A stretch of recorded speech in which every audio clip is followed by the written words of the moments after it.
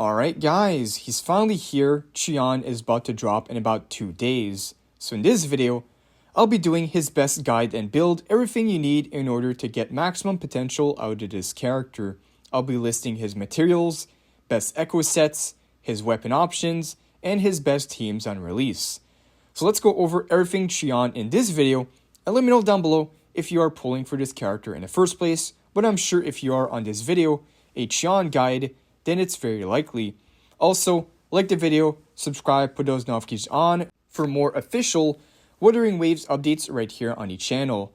But alright, let's start off with his much needed materials in order to fully maximize this character. For the Ascension materials, you'll need the following Whispering Cores obtained from normal enemies. The World Boss material, you'll need 46 of the Truth in Lies. It's obtained after defeating the boss Fenrico. You'll also need 70 of the Wintry Bell.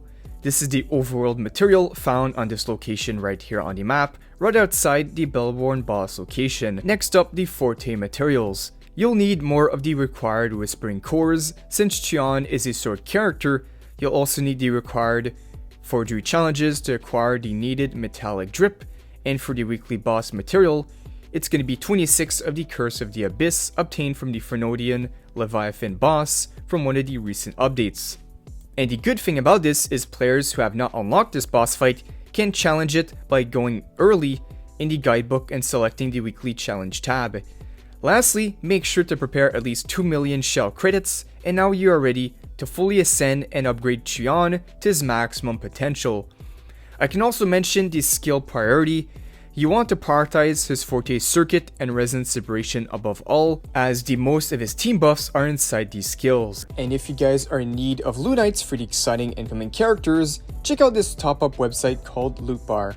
Loot Bar provides 23% off compared to the official in-game purchases. And here is how I got 6,480 lunites for $75 instead of the in-game price of nearly $100. You go to the top-up section, proceed to checkout from the wide variety of payment options, and then provide the account info. Within 3 minutes, the purchase will be completed. The double top-ups are also included, and you can even become a VIP member to obtain various discount coupons. They even have excellent ratings on the Trustpilot website. New users get a 12% off discount coupon, and spending at least $80 within the first 30 days, they can redeem a free monthly pass. They also have a special event for the 2.7 banners, 5% off for new users, and 3% off for existing users. Check out the link in the description and pinned comment down below to save with Loot Bar.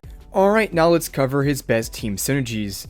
QIUYUAN can increase the echo skill damage of the next Resonator, making him an excellent support for main DPS units who rely heavily on echo skill damage, and his partner is of course the recent character Galbrina. I'm sure Folova came to mind as well, but unfortunately, his echo skill damage buff only applies to active on-field characters, so it won't be much use to Folova, who leaves the field after casting her Resonance Separation. But with that being said, here are all his main teams at his release. The first team is of course going to be his main team alongside Galbrina.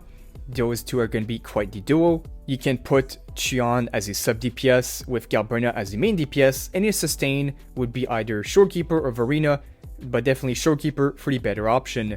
And now for the Folova team, even if Folova isn't getting the full use of his buffs, he can still work pretty good alongside Folova.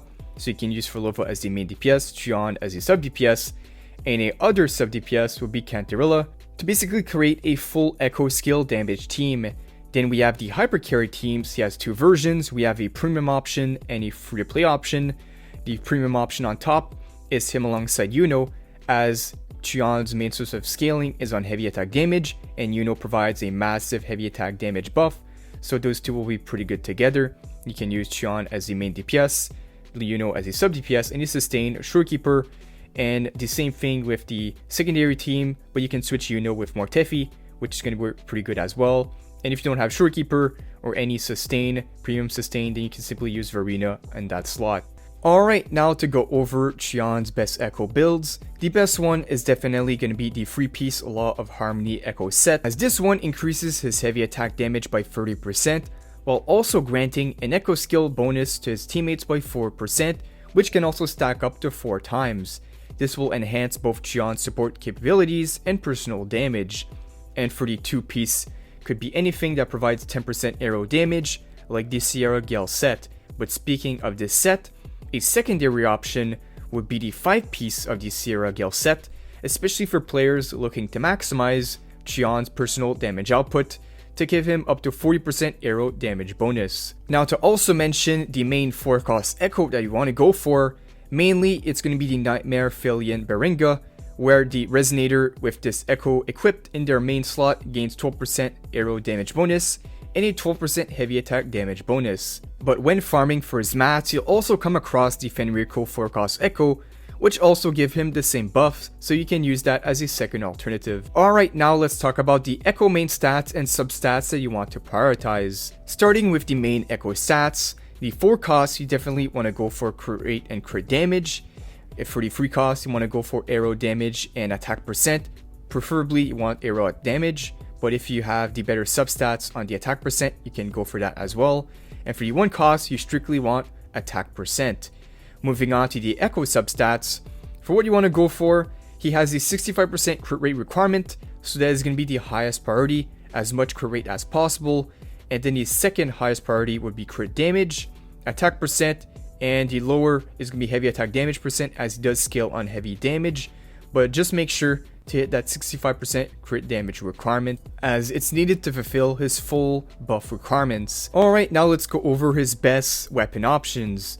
So regarding his weapon options, of course, the best weapon is going to be his signature Emerald Sentence. This will give him the most value, with a main stat of 24% crit rate, and the effect, attack is increased by 12%, casting echo skill, grants 1 stack of Bamboo Cleaver, which is a 30% heavy attack damage bonus, and even using echoes will also gain an additional stack, which can stack up to 2 times, so you gain 60% heavy attack damage bonus. And additionally, casting the intro skill grants the extra 20% echo skill damage bonus to all resonators in a team.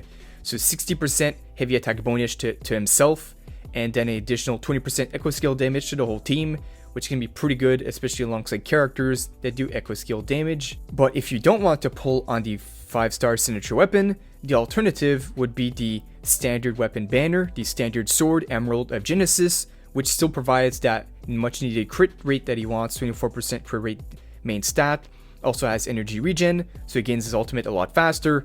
Pretty good for his sub DPS position, as his ultimate gives that crit damage buff to the whole team, so that's gonna be pretty good. Another 5-star that will work really good on him would be the Red Spring, and if I mention 4-star alternatives, you can use the Lemon Gloss and the Some More Anchor. I'd say for now, anyone with Galbrina will see great results with this character. As a formidable sub DPS, he'll be the best sub DPS for a while when providing echo skill damage, which only time will tell for the value of this character. If we do get more future releases that also scale heavily on echo skill damage, then he will shine even more. But I want to know what you guys think about this character. Let me know if you are pulling for him down below. This concludes the full Qian pre-farm guide. If you guys enjoyed, like the video, subscribe, put those notifications on. But that is all for today. Thank you guys for watching, and I'll see you all in the next one.